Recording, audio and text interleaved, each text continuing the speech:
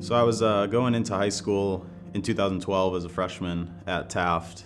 I was a baseball player, so going in, I just wanted to play on that team, and with that came extra responsibilities and new opportunities and new experiences, and some of those experiences were leading me down a road to party and drinking and smoking weed and, getting into multiple relationships. Yeah, I thought it was pretty cool, at the time. My friends were doing it, we were all doing it together, so we were on top of the world in a sense. I had heard about Jesus growing up.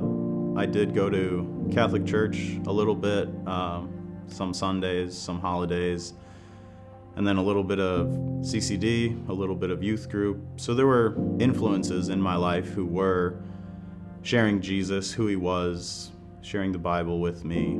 I just never chose to accept it. I just kept it at a surface level. So I was pretty good at baseball in high school, and that got me some attention from colleges and scouts, and I ended up getting drafted. And then I went into the life of a professional baseball player, playing in the minor leagues. And those things that I developed in high school, and those things I started doing, partying and drinking and things like that, they carried over into professional life. And on top of that, came more freedom. All these doors are open to you, so all those partying days and all those things that were really good in high school seemed even better now, just on a bigger scale.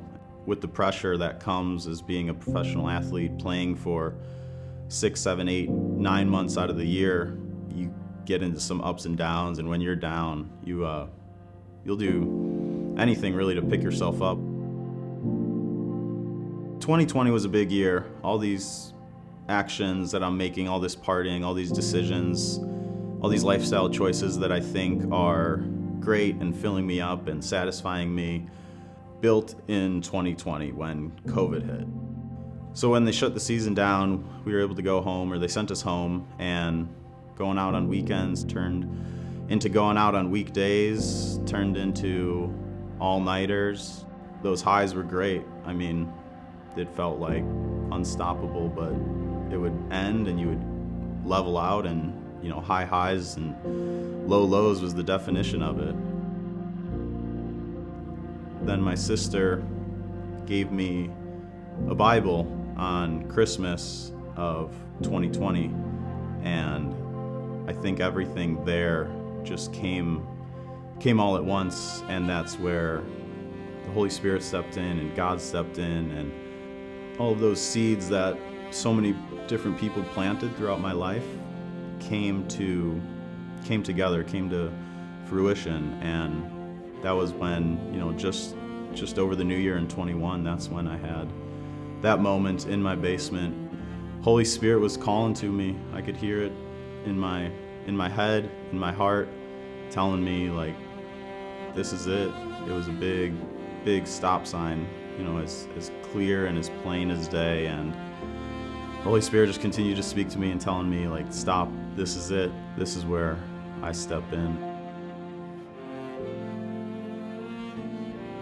The change for me was immediate. It was a next day type of complete 180 change.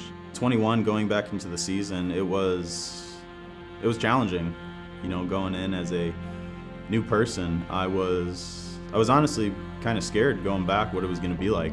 21 ended up actually being one of the best years of my life.